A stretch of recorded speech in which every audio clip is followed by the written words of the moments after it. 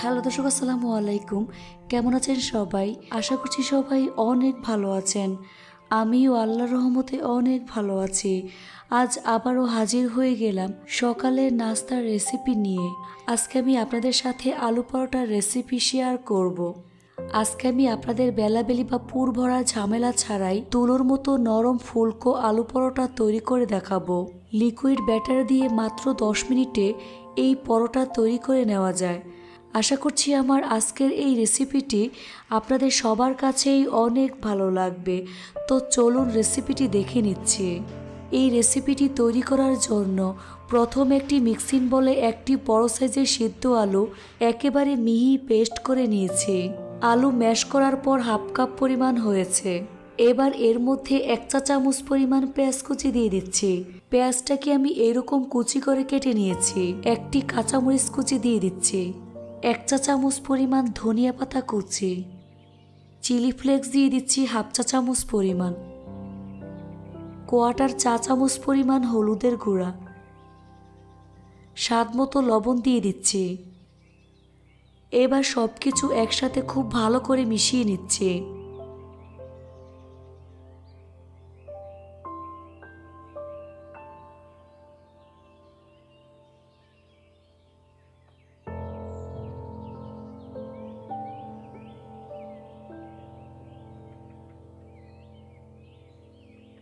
এর মধ্যে 1 চা চামচ পরিমাণ সরিষার তেল দিয়ে আবারও ভালো করে মিশিয়ে নেব।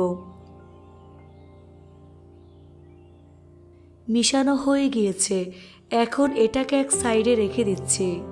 অন্য একটি মিক্সিং বলে 1 কাপ পরিমাণ ময়দা নিয়ে নিচ্ছি। ময়দার পরিবর্তে আটা ব্যবহার করা যাবে। এবার এর মধ্যে 1 কাপ ও 1/3 কাপ পরিমাণ পানি অল্প অল্প করে দিয়ে একটি স্মুথ ব্যাটার তৈরি করে নেব। পানিটা কিন্তু একবারে দেওয়া যাবে না, অল্প অল্প করে দিয়ে মিশিয়ে নিতে হবে।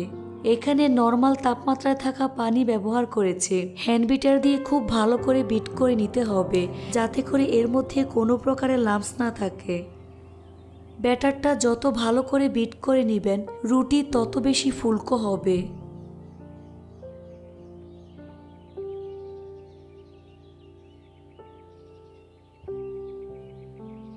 ব্যাটার ভালো করে মিশিয়ে নেওয়ার পর এর মধ্যে আলুর মিশ্রণ দিয়ে দিচ্ছি। এবার সবকিছু ভালো করে মিশিয়ে নেব। এই কাজটা একটু বেশি সময় নিয়ে ধৈর্য ধরে করবেন। খেয়াল রাখবেন ময়দা থেকে আলু যেন বেশি পরিমাণে না হয়, তাহলে পরোটা অনেক বেশি নরম হয়ে যাবে আর পরোটাও ভালো হবে না।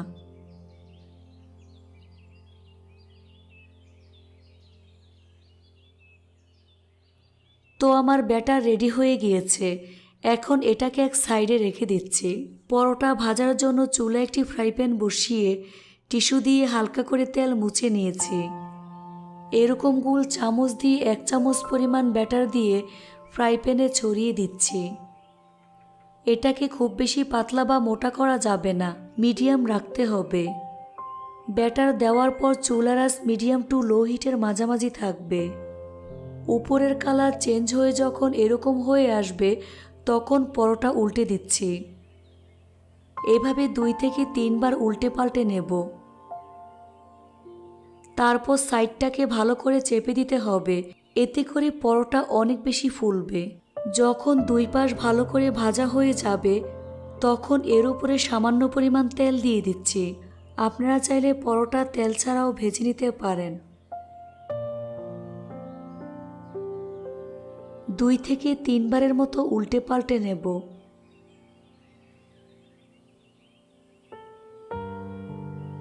দেখুন পরোটা কতটা ফুলে উঠেছে।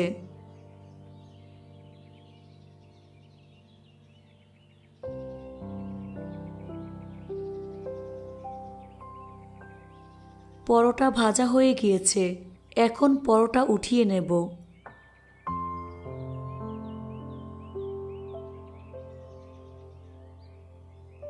একইভাবে আরেকটি পরোটা তৈরি করে দেখিয়ে দিচ্ছি।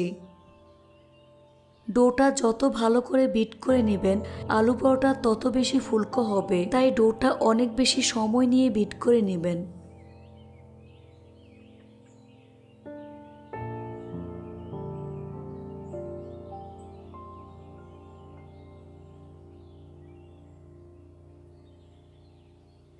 এই পরোটাও একইভাবে ফুলে উঠেছে।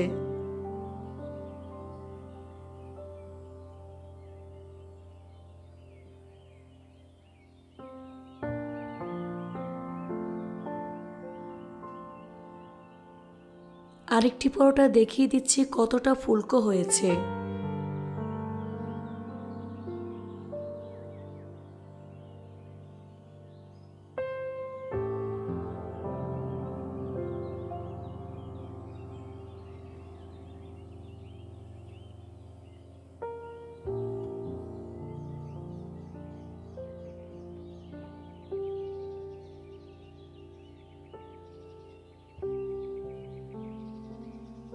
এভাবে সবগুলো পরোটা ভেজে নিচ্ছি।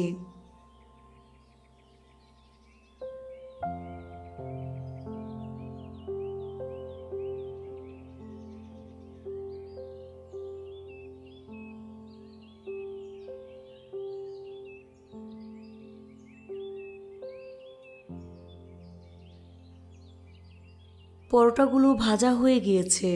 দেখুন পরোটাগুলো মাশাআল্লাহ কতটা সুন্দর এবং কতটা লোভনীয় হয়েছে। এই আলু পরোটা খেতে অনেক বেশি মজার হয়। সকালের নাস্তায় খুবই কম সময়ে বানিয়ে নিতে পারবেন, খেতেও ভীষণ মজার হয়। এভাবে একবার হলেও তৈরি করে দেখবেন আর আমাকে কমেন্ট করে জানাবেন কেমন লেগেছে। রেসিপিটি ভালো লাগলে অবশ্যই একটি লাইক দিবেন। চ্যানেলটি সাবস্ক্রাইব করার অনুরোধ রইল। আজ এখানে বিদায় নিচ্ছি। সবাই অনেক ভালো থাকবেন। আল্লাহ হাফেজ।